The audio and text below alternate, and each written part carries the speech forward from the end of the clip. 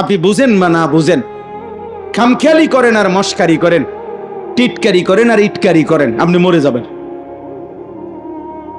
বুঝেন কিংবা না বুঝেন, ঘুমে থাকেন কিংবা সজাগ থাকেন, অট্টালিকায় থাকেন আর কুড়ে ঘরে থাকেন, জীবনে কোনোদিন দুঃখ পান নাই, আপনিও মরবেন।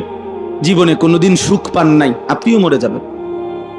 3 বেলা খানা খাইলেও মৃত্যু হয়, না খাইলেও মৃত্যু হয়। হ্যাঁ, সুস্থ মানুষেরও মৌত হয়, অসুস্থ মানুষেরও মৃত্যু হয়।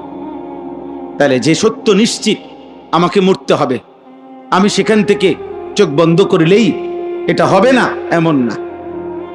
কেউ যদি ঝড় তুফান হইতেছে আসে, যদি চোখ বন্ধ করে কয় না কোনো ঝড় তুফান হইতেছে না, ঝড় তুফান হইতেছে না, তুমি চোখ বন্ধ করে রাখছো, বেউকুফ, তুমি চোখে না খুলবা, তুমি চোখ খুললেই তো দেখবা কি হইতেছে, তুফান হইতেছে।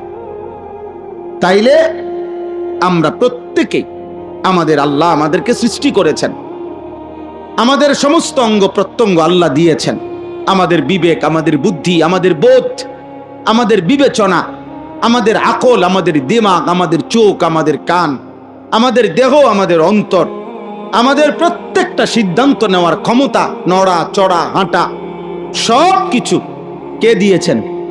তো তাকে আমি ভুলবো কেন? আর তিনি আমার কি ক্ষতি করলেন? তিনি আমার লস কি করলেন? আমি আল্লাহর নাফরমানি কেন করব? ওমালিয়া লা আ'বুদুল্লাযী ফাতারানি ওয়া ইলাইহি তুরজাউন।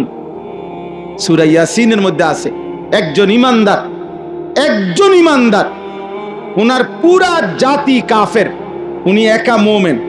এই একা ইমানদার ব্যক্তি তিনি দাঁড়াইয়া সমস্ত কাফেরদের সামনে দাঁড়িয়ে বলছে, হে আমার জাতি, তোমরা আমাকে বলো তো, যিনি আমাকে সৃষ্টি করেছেন আমি কেন তার ইবাদত করব না?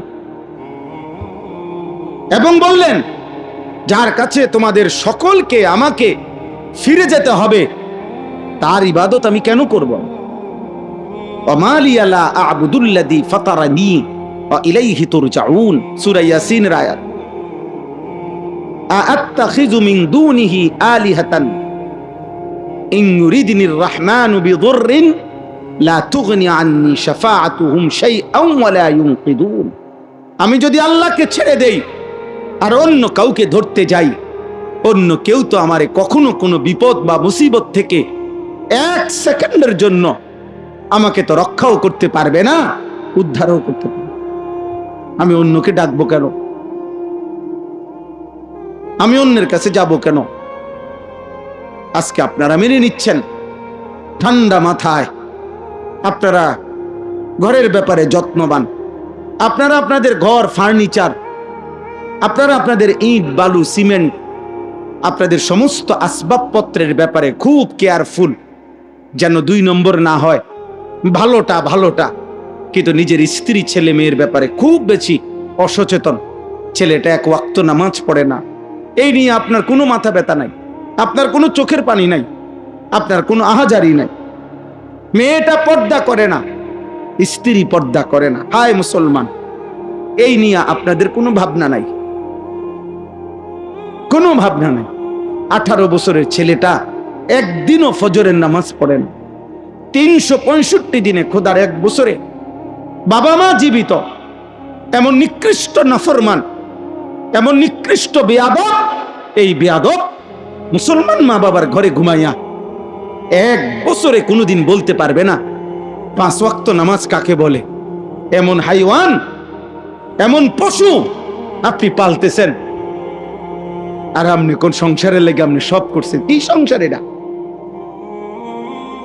কিসের সংসার এটা? কিসের জিফুতিটা? কিতা বলেন এটি?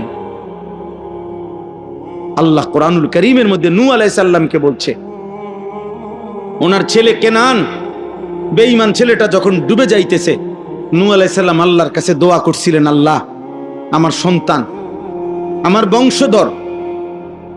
কোরআনুল কারীমের মধ্যে আছে, আল্লাহ তাআলা ডাইরেক্ট নিষেধ করছে, সাবধান, ইন্নাহু লাইসা মিন আহলিক, এটা তোমার সন্তান না, ইন্নাহু আমালুন গায়রু সালিহ, বললেন এটা বেআমল, নাফরমান। ফালা তাসআলনি, বলছেন হে নূহ, এমন নাফরমান সন্তানের জন্য তুমি আমার কাছে কিছু চেয়েও না। হাত তুলো না, হাত নামাও। নূহ আলাইহিস সালাম হাত নামায় ফেলছে। কোরআনের আয়াত সূরা হুদের মধ্যে আছে।